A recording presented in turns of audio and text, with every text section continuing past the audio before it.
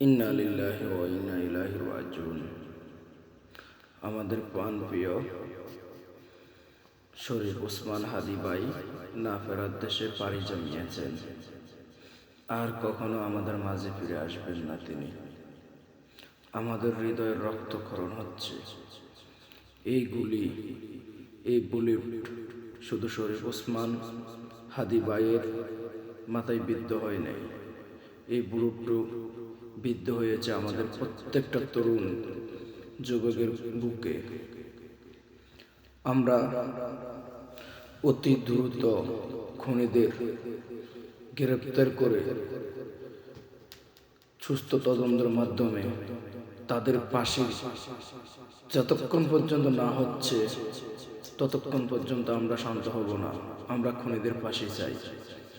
আগে ওসমান হাদী হত্যার বিচার, তারপর নির্বাচন। খুনিকে দেশে রেখে কখনো সুস্থ নির্বাচন হতে পারে না। তাই আমরা অবিলম্বে দাবি জানাচ্ছি বাংলাদেশ সরকার, প্রধান উপদেষ্টা ডক্টর ইউনূসের কাছে, আমার ভাই হাদীর রক্ত শুকানোর আগে যেন খুনিকে দ্রুত গ্রেপ্তার করে আইনের আওতায় এনে তাদেরকে যেন ফাঁসি দেওয়া হয়। এটা আমাদের দাবি। আমরা তখনই শান্ত হব যখন হাদী ভাইয়ের খুনির বিচার হবে। এর আগে আমরা শান্ত হতে পারি না।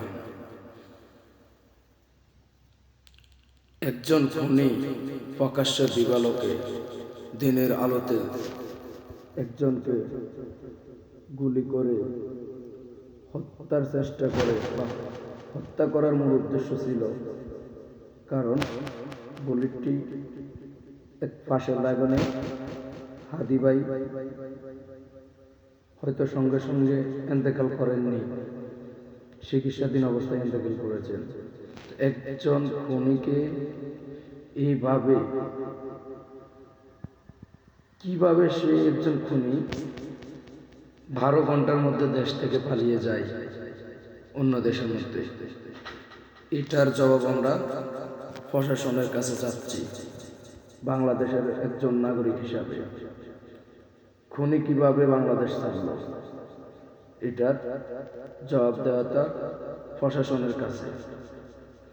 প্রশাসন তার সুস্থ তদন্ত করে বের করে আনুক তার সাথে কে কে জড়িত আছে, ইন্ধনদাতা কারা, কারা এই খুনিকে লালন পালন করতেছে, এই খুনির সাথে কারা কারা জড়িত ছিল। গত মাসে শেখ হাসিনার রায়ের পর আমাদের একজন বোনকে হত্যা করে রুমের মধ্যে ঝুলিয়ে রাখা হয়েছে। আমরা তারও বিচার এখনো পাইনি। সেটা শেষ হতে না হতে আমাদের প্রাণপ্রিয় যুবকদের কলিজার টুকরা শরীফ ওসমান হাদী ভাইকে হারাতে হলো। আর কত রক্ত দিলে, আর কত রক্ত ঝরলে আমাদের এই বাংলাদেশটা সন্ত্রাসমুক্ত হবে, আমাদের এই বাংলাদেশটা স্বাধীন বাংলাদেশ হিসাবে স্বাধীনতা পাবে, আমাদের এই বাংলাদেশের মানুষ স্বাধীনভাবে বাঁচতে পারবে। আর কত রক্ত জড়ালে, লক্ষ লক্ষ ভাই রক্ত দিয়ে এই বাংলাদেশটাকে স্বাধীন করতে পারেনি। লক্ষ লক্ষ তরুণ রক্ত দিয়ে এই বাংলাদেশটার মানুষকে স্বাধীন বাংলাদেশ ও নিরাপত্তা উপহার দিতে পারেনি। বাংলাদেশ স্বাধীন হয়েছে ঠিকই, শুধুমাত্র পাকিস্তানের কাছ থেকে, কিন্তু বাংলাদেশের সন্ত্রাসীদের কাছ থেকে বাংলাদেশ এখনো স্বাধীন হয়নি। তাই আমরা অবিলম্বে অতি দ্রুত প্রশাসনের কাছে জোর দাবি জানাচ্ছি যে এই খুনিদেরকে যেভাবে হোক দেশে ফিরিয়ে এনে এই খুনিদের ফাঁসির রায় কার্যক্রম করা হোক। এটা আমাদের 18 কোটি মানুষের দাবি। আমরা অবিলম্বে এর সুস্থ তদন্তের মাধ্যমে যারা জড়িত আছে, ইন্ধনদাতা আছে, তাদেরকে আইনের আওতায় আনার দাবি জানাচ্ছি।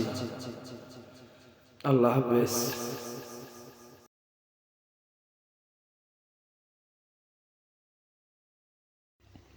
বাংলাদেশ জিন্দাবাদ, ইনকিলাব জিন্দাবাদ। ইনকিলাব জিন্দাবাদ।